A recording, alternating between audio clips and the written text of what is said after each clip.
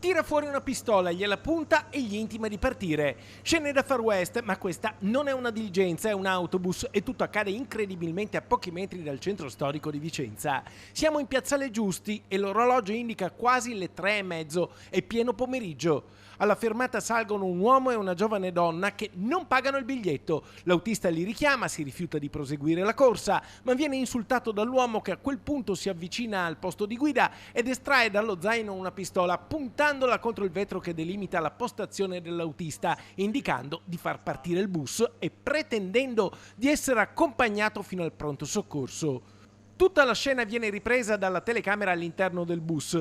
A bordo ci sono una decina di passeggeri, l'autista asseconda l'uomo e riprende la corsa. Alcune fermate dopo, in via Battaglione Framarin, la coppia scende e immediatamente vengono allertate le forze dell'ordine. Sul posto arrivano le volanti della polizia, gli agenti riescono a individuare la coppia in un bar di Viale Europa. Entrambi vengono perquisiti. All'interno dello zaino dell'uomo, un pluripregiudicato 31enne italiano, viene trovata la pistola a gas senza tappo rosso, oltre a un uniforme di tipo militare.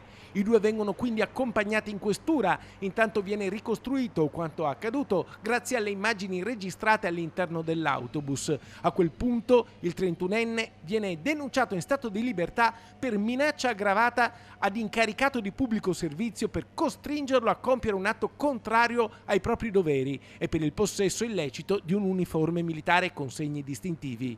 Uniforme e pistola a gas che sono state sequestrate. Intanto SVT condanna fermamente l'episodio.